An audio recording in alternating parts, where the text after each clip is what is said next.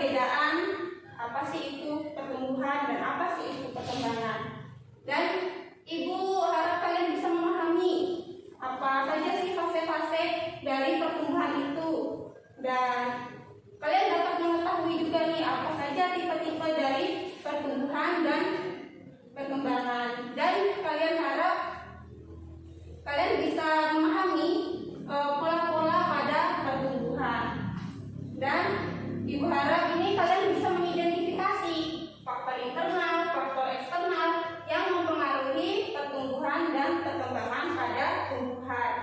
Yang terakhir yaitu kalian bisa menganalisis hubungan antara faktor internal dan faktor eksternal dengan proses pertumbuhan dan perkembangan pada tumbuhan dengan studi kasus. Nah, jadi di akhir pembelajaran nanti Ibu akan memberikan kalian LKPD untuk dikerjakan pada satu kelompok. Ibu harap kalian bisa bekerja sama dengan baik oleh teman satu kelompoknya. Nah, sebelum kita menuju apa itu pertumbuhan, apa itu perkembangan, Ibu ingin menanyakan dulu kepada kalian. Ketika kalian waktu kecil sampai sekarang, apakah kalian ini mempunyai perubahan pada fisika atau mental atau bagaimana? Ada yang bisa mengungkapkan pendapatnya? Saya, Bu. Oke, Sari, silakan. Ada, Bu. Contohnya bertambah tinggi dan berat badan juga akan berubah, Bu. Baik, itu salah satu contohnya. Ada yang ingin berpendapat lagi? Saya, Bu. Silakan, Siti. Banyak sekali perubahan dari saya, Bu, yaitu mulai tumbuhnya payudara, menstruasi. Kalau pada laki-laki itu tumbuh bidang, Bu. Iya, jawaban kalian itu benar semua ya. Jadi contoh dari saya tadi merupakan contoh dari pertumbuhan, dan contoh dari Siti Latifah tadi merupakan contoh dari perkembangan. Nah, sama halnya dengan tanaman, ketika kalian bisa mengamati lingkungan sekitar dan kalian mengamati lingkungan di rumah kalian. Misalnya saja kalian ingin menanam pohon deh, menanam pohon sama bapak kalian, misalnya menanam pohon sawit lah. Nah, sawit itu kan pertamanya dari biji nih, biji ditanam, kemudian bertunas. Habis bertunas, beberapa hari kemudian tunas itu akan menjadi bibit. Nah, bibit ini tahun kemudian atau 2 tahun kemudian akan menjadi pohon yang tinggi, pohon yang membesar. Nah, jadi contoh dari tinggi dan besar ini merupakan contoh dari pertumbuhan. Jadi pertumbuhan itu bisa diukur oleh angka ya. Dan di beberapa kemudian, mungkin 5 tahun kemudian deh, nah pohon sawit ini akan muncul bunga untuk perkembangbiakannya. Nah, jadi habis muncul bunga, yaitu muncul buah. Jadi bunga dan buah ini adalah contoh dari perkembangan. Nah, jadi perkembangan itu tidak bisa diukur oleh angka. Nah, jadi Ibu tadi sudah memberi gambaran nih kepada kalian apa sih itu pertumbuhan dan apa itu perkembangan. Dan di sini Ibu akan menjelaskan tentang pengertian secara umum tentang pertumbuhan dan perkembangan.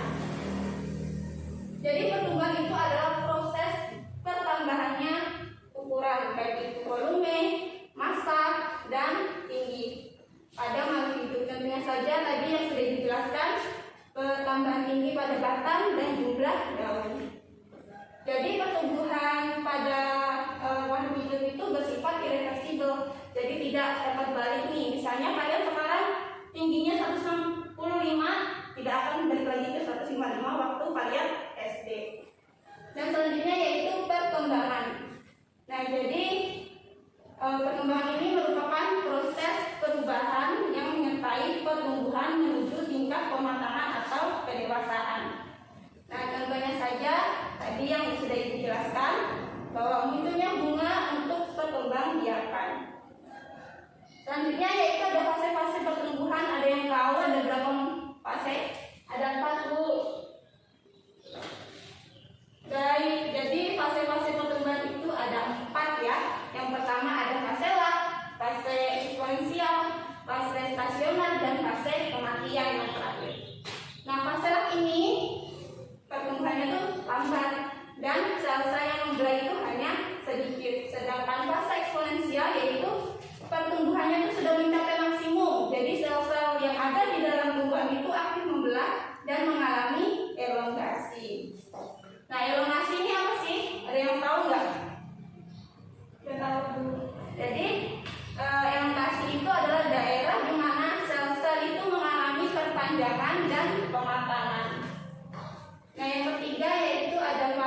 stasioner. Nah, jadi pada fase stasioner ini pertumbuhan itu berhenti atau nol. Jadi ukurannya itu tidak dapat tumbuh lagi. Jadi sudah ibaratnya sudah mentok di situ aja. Dan kemudian ada fase kematian. Jadi tumbuhan ini mulai mati. Selanjutnya ada tipe-tipe perkecambahan. Jadi tipe perkecambahan ini dibagi menjadi dua, yaitu ada epigeal dan hipogeal. Nah, perkecambahan epigeal ini ciri utamanya itu ditandai dengan terletaknya kotiledon di atas permukaan tanah. Sedangkan perkecambahan hipogeal itu ciri utamanya ditandai dengan tertinggalnya kotiledon di dalam tanah. Jadi epigeal dan hipogeal itu keterbalikannya. Nah, contoh tanaman yang mengalami perkecambahan epigeal itu contohnya tanaman pada likotil. Contohnya saja pada kacang tanah dan kacang hijau. Dan pada perkecambahan hipogeal ini contohnya itu seperti jagung dan padi. Jadi ini ada gambar 1 dan 2. Ada yang tahu mana yang hipogeal dan mana yang epigeal? Gambar 1 itu merupakan gambar hipogeal dan yang gambar 2 itu merupakan epigeal. Iya, bagus sekali secara lipat. Jadi bisa dilihat ya pada gambar ini hipogeal. Jadi kotiledonnya nih tertinggal. Kotiledonnya nih tertinggal di dalam tanah. Dan sedangkan pada epigeal kotiledonnya itu terangkat. Ini merupakan contoh perkecambahan dari kacang kapri. Selanjutnya ada pola-pola pertumbuhan. Nah, jadi pola-pola pertumbuhan itu dibagi menjadi 2 juga. Nah, yang pertama yaitu ada pertumbuhan primer dan pertumbuhan sekunder. Nah, jadi apa sih pertumbuhan primer? Jadi pertumbuhan primer yaitu pertumbuhan yang terjadi akibat aktivitas apikal. Dan pertumbuhan sekunder itu terjadi akibat aktivitas pembelahan limfosit pada jaringan meristem sekunder atau meristem literal, sehingga mengakibatkan diameter batang dan akar itu bertambah besar. Nah, jadi pada pertumbuhan sekunder itu terdapat meristem sekunder kan atau meristem lateral. Jadi meristem lateral itu dibagi menjadi 2, yaitu ganglion vaskular dan ganglion gabus. Bisa dilihat di sini perbedaan pertumbuhan primer dan pertumbuhan sekunder. Nah, jadi pada ganglion gabus ini terdapat di xilem dan loem. Sedangkan pada ganglion gabus itu adalah jaringan pelindung yang berfungsi untuk menggantikan jaringan epidermis yang rusak. Selanjutnya ada faktor-faktor yang mempengaruhi pertumbuhan dan perkembangan pada tumbuhan. Ada berapa ya kira-kira faktornya? Ada 2, Bu. Baik, IPA. Jadi faktor-faktor yang mempengaruhi pertumbuhan dan perkembangan itu ada 2. Apa saja? Ada faktor internal dan faktor eksternal. Bagus sekali. Jadi faktor internal itu merupakan faktor yang mempengaruhi pertumbuhan dan perkembangan yang berasal dari dalam tubuh tumbuhan itu sendiri. Nah, jadi faktor internal itu dibagi menjadi 2, yaitu faktor intraseluler dan faktor interseluler. Selanjutnya ada faktor eksternal. Nah, jadi faktor eksternal ini kebalikan dari faktor internal. Faktor eksternal ini merupakan faktor yang mempengaruhi pertumbuhan dan perkembangan yang berasal dari luar tubuh tumbuhan itu.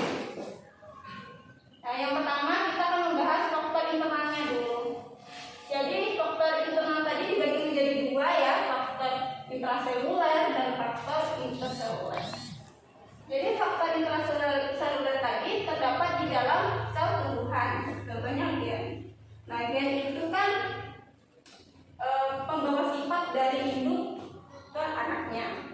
Nah, faktor intraseluler yaitu faktor yang dilepaskan oleh sel untuk mengatur pertumbuhan dan perkembangan, yaitu hormon. Jadi hormon pada tumbuhan itu banyak sekali ya, banyak sekali hormon pada tumbuhan.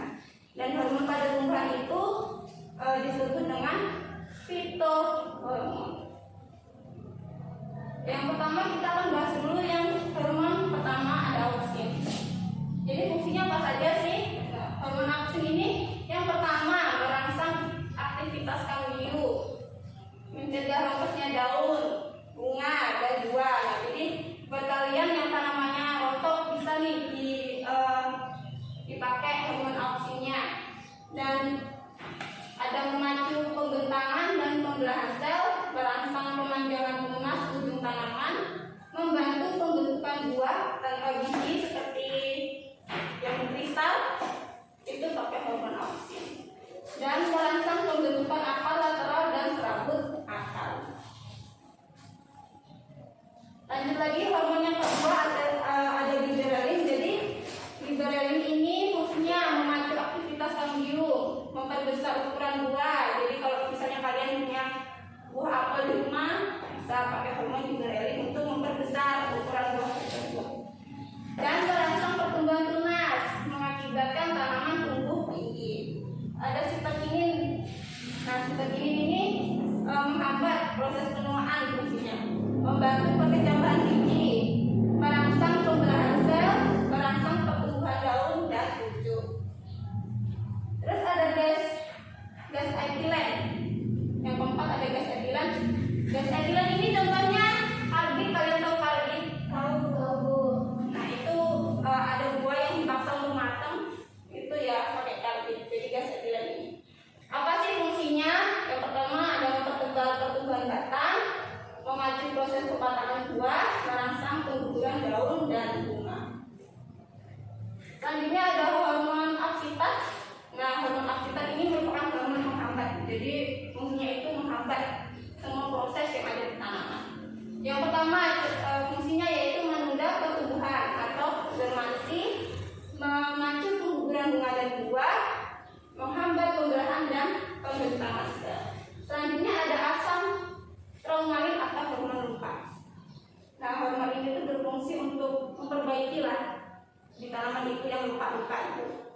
Nah, hormon ini berfungsi untuk merangsang pembelahan sel pada bagian jaringan tumbuhan yang terluka, sehingga jaringan yang rusak itu akan digantikan oleh jaringan yang baru. Selanjutnya ada kalin. Nah, jadi kalin ini, hormon kalin ini ada dibagi menjadi beberapa hormon lagi ya. Misalnya ada disokalin. Nah, itu berfungsi untuk merangsang pembentukan akar. Ada paulokalin, ini merangsang pembentukan batang. Dan ada filokalin, itu merangsang pembentukan daun. Dan ada antokalin merangsang pembentukan bunga. Selanjutnya kita akan masuk ke faktor eksternalnya. Nah, jadi yang pertama ada air. Jadi air ini senyawa yang paling penting lah untuk tumbuhan. Jadi apa saja sih fungsi dari air? Yang pertama, sebagai pelarut universal, menentukan laju fotosintesis, membantu proses perkecambahan biji, sebagai medium berbagai reaksi enzimatis, dan mengangkut unsur hara maupun hasil fotosintesis. Selanjutnya yaitu ada cahaya. Jadi tumbuhan itu membutuhkan cahaya untuk fotosintesis. Nah, tanpa adanya cahaya, tumbuhan itu tidak dapat menghasilkan cadangan makanan seperti itu ya. Di cahaya ini ada istilah etiolasi. Nah, jadi etiolasi ini adalah peristiwa pertumbuhan tanaman yang cepat di tempat yang gelap. Nah, jadi apa sih ciri-ciri dari etiolasi ini? Yang pertama yaitu tanaman berwarna pucat, batangnya itu bersifat lemah, lesu, kayak nggak kokoh gitu. Dan yang ketiga, batangnya itu memanjang lebih cepat. Jadi untuk tanaman yang terkena sinar matahari dan tidak itu sangat perbedaannya sangat jauh. Seperti ini yang tidak kena sinar matahari, pertumbuhannya itu akan cepat di dalam batang itu. Dan daunnya tidak berkembang akibat kekurangan klorofil tadi. Selanjutnya ada kelembapan. Jadi kelembapan udara yang rendah dapat meningkatkan laju transpirasi, sehingga penyerapan air dan unsur hara meningkat. Jadi keadaan ini memacu pertumbuhan tanaman. Jadi kelembapan ini tidak hanya kelembapan udara ya, ada kelembapan tanah juga. Jadi kelembapan tanah yang cukup dapat menyerap air secara maksimal, jadi dapat mempercepatlah pertumbuhan pada tanaman tersebut dan dapat membantu perkecambahan biji. Selanjutnya ada nutrisi. Nah, nutrisi ini sebagai sumber energi dan sintesis berbagai komponen sel. Jadi nutrisi itu dibagi menjadi dua, yaitu ada makronutrisi dan mikronutrisi. Makronutrisi ini unsur makronya ya, merupakan unsur mineral yang dibutuhkan dalam jumlah banyak. Contohnya saja oksigen, apalagi hidrogen, fosfor, kalium. Nah, unsur mikro ini merupakan unsur mineral yang dibutuhkan dalam jumlah sedikit. Nah, misalnya mangan, tembaga, klor, dan besi. Selanjutnya ada suhu nih. Nah, pada umumnya tumbuhan itu membutuhkan suhu tertentu ya, jadi harus seimbang. Tidak boleh sangat dingin, tidak boleh sangat rendah. Nah, tumbuhan ini dan berkembang dengan baik yang disebut suhu optimum tadi. Dan suhu yang terlalu tinggi atau rendah akan menghambat proses-proses tersebut. Jadi berapa sih suhu optimum pada tumbuhan? Ada yang tahu? Jadi suhu optimum pada tumbuhan itu sekitar 10 derajat Celcius sampai 30 derajat Celcius. Perlu diingat ya, 10 derajat Celcius sampai 38 derajat Celcius. Selanjutnya yaitu ada faktor eksternal yang berikutnya, yaitu oksigen. Jadi oksigen ini sangat diperlukan sekali untuk pertumbuhan, yaitu untuk proses respirasi aerob. Jadi melalui proses tersebut tumbuhan dapat memperoleh energi yang untuk pertumbuhannya. Jadi tumbuhan yang kekurangan oksigen itu dapat mati. Seperti itu. Selanjutnya ada nilai pH. Jadi nilai pH yang dimaksud itu pH tanahnya ya. Jadi nilai pH itu dapat mempengaruhi pertumbuhan dan perkembangan pada tumbuhan. Jadi hal ini dikarenakan nilai pH itu menentukan kemampuan tumbuhan dalam mengambil unsur hara dalam tanah tersebut. Dan jika nilai pH tidak sesuai, tanaman tersebut dapat mengakibatkan keracunan seperti itu. Baik, penjelasan Ibu sampai sini. Ada yang ingin ditanyakan dari awal pembelajaran sampai akhir penjelasan Ibu ini? Ada yang kurang paham, bisa dijelaskan, bisa ditanyakan? Saya Bu, Baik, Syari. izin bertanya Bu, kalau tumbuhan itu kekurangan nutrisi, apa yang akan terjadi Bu? Akan mengalami apa? Jadi tumbuhan yang mengalami kekurangan nutrisi itu akan mengalami defisiensi. Jadi ada yang tahu nggak sih defisiensi itu apa? Nggak tahu. Jadi defisiensi itu adalah kurangnya asupan nutrisi dari dalam tumbuhan itu sendiri. Jadi defisiensi ini dapat mengakibatkan terhambatnya pertumbuhan. Nah, jika terus-menerus defisiensi ini terjadi, maka tanaman yang kita tanam itu bisa mengakibatkan kematian. Seperti itu, bisa dipahami? Paham Bu. Apa ada yang ingin bertanya lagi? Ibu harap kalian sudah paham ya, dari awal sampai akhir Ibu menjelaskan. Tidak ada yang bertanya. Ibu harap kalian bisa paham apa yang Ibu jelaskan. Dan kali ini Ibu akan membagikan LKPD kalian. Jadi di sini Ibu akan membagi kalian menjadi 2 kelompok. Ini kelompok kita sama Sari ya, dan Endah Wadila dengan Syari Alfiaqomah. Nah, jadi bisa dilihat pada LKPD tersebut. Di situ ada 3 kasus. Kasus pertama itu ada sebuah foto di mana anggur dibungkus oleh plastik. Jadi fungsi plastik itu apa? Dan ada kaitannya nggak sih sama dengan pertumbuhan dan perkembangan? Jadi kalian menyimpulkan pada kasus pertama itu. Dan kasus kedua ada gambar apel ya. Di situ ada daunnya sangat kering. Nah, jadi hormon apa nih yang harus disuntikan pada apel tersebut? Dan yang gambar ketiga itu ada penambahan.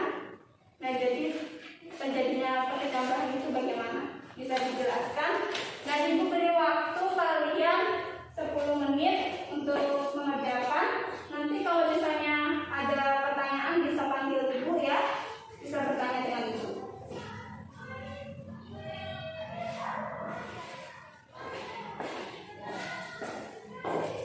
Ada kesulitan lagi Pak? Enggak, Bu, kan sudah. Ada kesulitan untuk kelompok 2?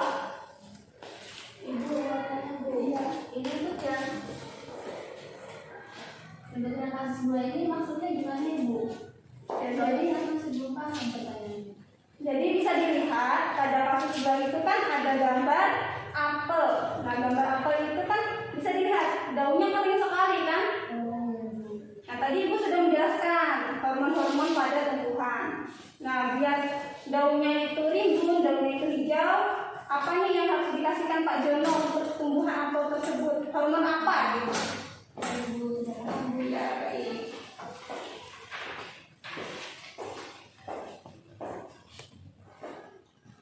Ada yang sudah? Saya Bu, Baik. baik Bu, kami dari kelompok 1 akan memaparkan hasil diskusi kami, yaitu berdasarkan soal nomor 1 sampai nomor 3 itu dapat kami simpulkan bahwa nomor 1 itu fungsi dari kantor plastik tersebut ya adalah untuk menjaga buah dari serangan hama, Bu, seperti ulat, kodok, dan lalat buah. Ya. Lalu apakah ada kaitannya dengan pertumbuhan dan perkembangan? Menurut kami itu sangat ada kaitannya, Bu, karena sekarang banyak sekali petani yang membungkus buah saat masih di pohon untuk melindungi buah tersebut dari hama. Dengan membungkus buah dengan plastik, maka salah satu cara yang dilakukan untuk mengendalikan serangan lalat dan hama lainnya. Tidak hanya itu, tujuan lain dari pembungkusan buah di pohon ialah untuk melindungi buah dari kerusakan mekanis yang disebabkan oleh benturan yang menimbulkan memar. Semata untuk mencerahkan warna kulit buah, dengan begitu buah akan tumbuh dan berkembang dengan baik. Untuk soal yang nomor 2, hormon yang harus diberikan oleh pada untuk merangsang daun agar tumbuh timbul adalah hormon kalin, Bu, khususnya hormon filokolin, yaitu merangsang pembentukan daun, karena kalin merupakan hormon yang berfungsi untuk merangsang pembentukan organ ketiga pada Oh, daun. berarti Pak, Ibu minta yang nomor 3 untuk kelompok 2. Coba apa pendapat kalian? Silakan dikemukakan. Saya, Bu, Ya, silakan. jadi untuk jawaban pada kasus nomor 3 itu menurut pendapat dari kelompok kami itu pada gambar kasus 3 itu yang menyebabkan terjadinya pertumbuhan biji kacang hijau adalah air dari cahaya, Bu. Jadi air tersebut berfungsi untuk membantu proses pencambahan biji dan cahaya ini berperan dalam proses fotosintesis. Jadi tanpa adanya cahaya tumbuhan tidak dapat menghasilkan tanaman. Bagus sekali. Jadi jawaban kalian Ibu harap bagus semua ya. Nanti LKPD-nya kalian bisa kumpulkan ke Ibu dan Ibu akan periksa kembali dan bisa diambil pada pertemuan selanjutnya. Nah, sebelum mengakhiri pembelajaran pada hari ini, Ibu mau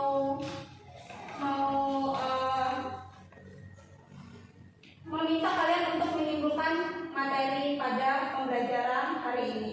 Siapa yang ingin menyimpulkan? Saya, Bu. Baik, Latifah, silakan. Baik, untuk kesimpulan yang dapat saya peroleh pada pembelajaran materi hari ini, yaitu yang pertama, pertumbuhan itu adalah proses bertambahnya ukuran pada makhluk hidup. Contohnya pertambahan tinggi, batang, dan daun. Sedangkan perkembangan adalah proses perubahan yang menyertai pertumbuhan menuju tingkat kematangan atau kedewasaan makhluk hidup.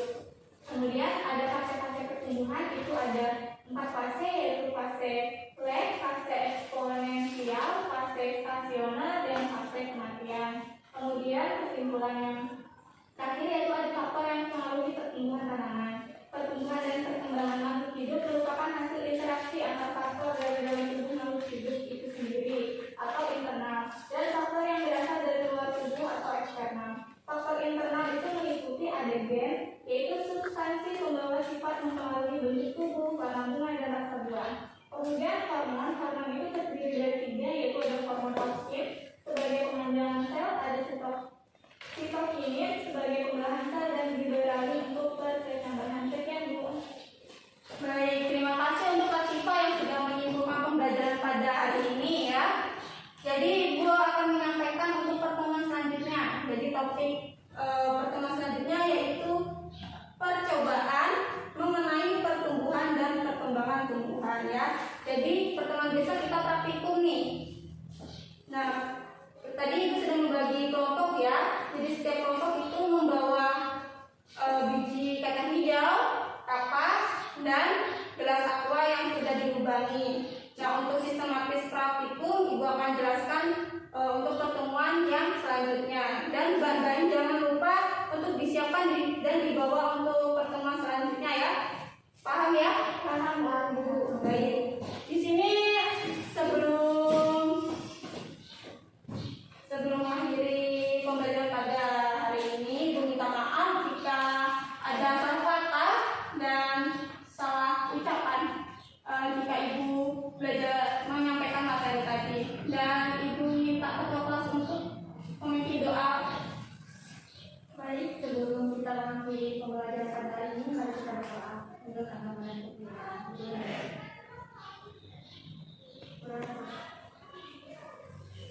Terima kasih ya untuk